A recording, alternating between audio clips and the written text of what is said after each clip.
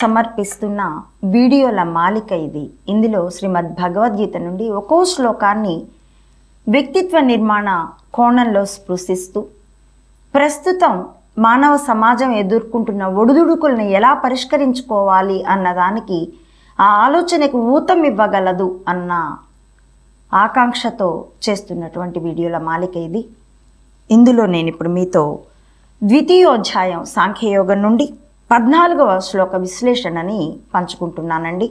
ఇది శ్రీకృష్ణుడు నువ్వెందుకు యుద్ధం చెయ్యాలో వివరిస్తున్నాను అంటూ అర్జునుడికి చేస్తున్నటువంటి బోధలో 5వ కారణాన్ని మరింతగా కొనసాగిస్తుంది. ఎందుకంటే దేహం వేరు, ఆత్మ వేరు, ఆత్మ నిత్యం, ఈ దేహాలు పడిపోతాయి.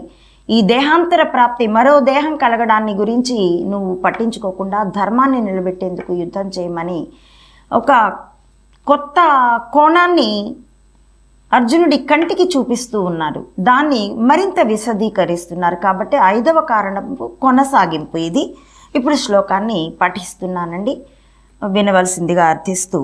మాత్రా స్పర్శాస్తు కౌంతేయ శీతోష్ణ సుఖ దుఃఖదాః ఆగమాపాయనో అనిత్యాః తాం స్థితిక్షస్వ భారత. భారత, ఓ అర్జున, సంజయుడు ధృతరాష్ట్రుడిని పిలిచాడు ఇదే మాట. అంధుడైన, పాంధుడైన, పోరాట యోధుడైన ఈ గడ్డ మీద పుట్టిన ప్రతివాడు భారత. సగర్వంగా చెప్పుకోవాల్సిన మాట, చెప్పుకోగలిగిన మాట. శ్రీకృష్ణుడు అర్జునుడిని ఓ భారత అని సంబోధిస్తూ చెప్తున్నాడు. మాత్ర, మాత్ర అంటే మనం డాక్టర్ గారు ఇచ్చినటువంటి వైకుంఠ యాత్ర కోసం వచ్చిన మాత్ర కాదండి.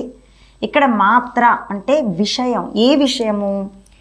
మనకి పంచ జ్ఞానేంద్రియాలు ఉన్నాయి.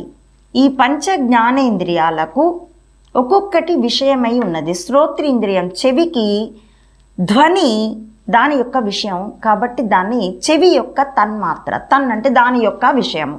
శ్రోత్రేంద్రియానికి ధ్వని, నేత్రేంద్రియానికి దృశ్యం, త్వగింద్రియానికంటే ఈ చర్మానికి స్పర్శ, జిహ్వేంద్రియానికి రుచి, గ్రాణేంద్రియానికి వాసన. ఇవి తన్మాత్రలు. మాత్రా స్పర్శాస్తు అంటే ఈ శబ్ద స్పర్శ రూప రసగంధాదులు కౌంతేయ, ఓ కుంతిపుత్ర, వాటి వలన కలిగే శీతోష్ణ సుఖ దుఃఖాలు. మంచి ఎండలో వచ్చాం, చెట్టు కిందకు వచ్చాం,